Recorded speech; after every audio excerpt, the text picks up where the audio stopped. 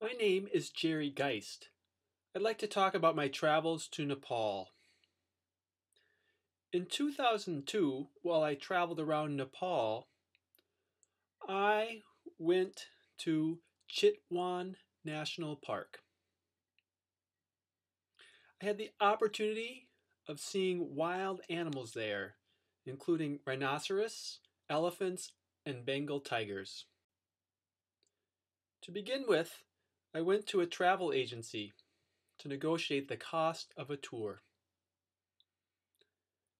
I finally settled on one and scheduled a time that worked for me.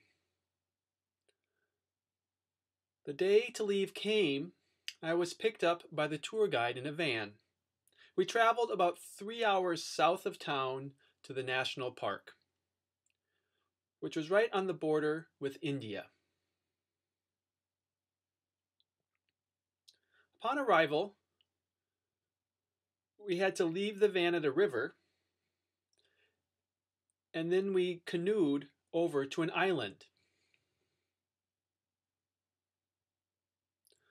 The island was where the wild animals lived. Once there, we hiked to cabins where we stayed the night. The next morning, the guide outlined our different options for the day. I decided to go on the elephant ride. We went down a trail to a tree with a platform connected to it. It seemed to be about 15 feet high.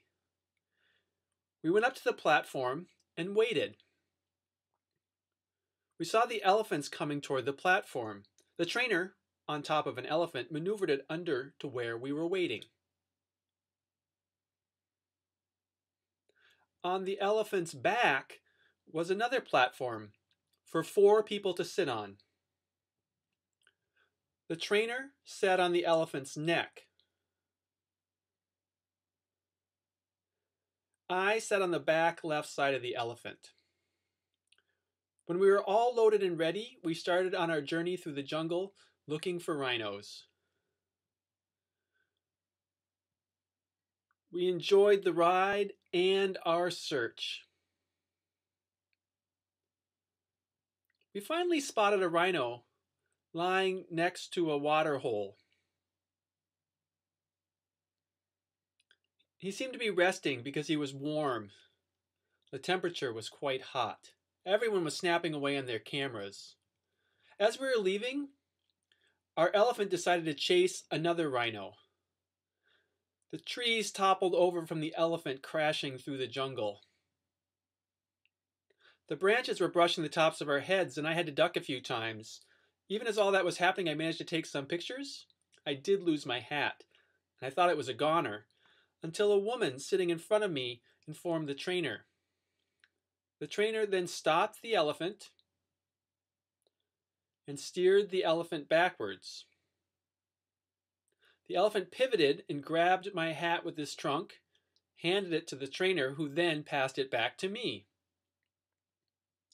I thought that was neat that the elephant picked up my hat.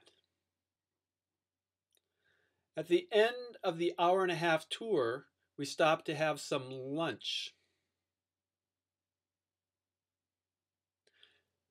At about 3 in the afternoon, they announced that it was elephant bathing time. The guide asked if anyone was interested in doing this, and a group of us headed down to the river. We climbed on their backs and they lumbered into the river. The elephants played with us by getting a trunk full of water and spraying it straight up into the air, thus soaking us. That was fun.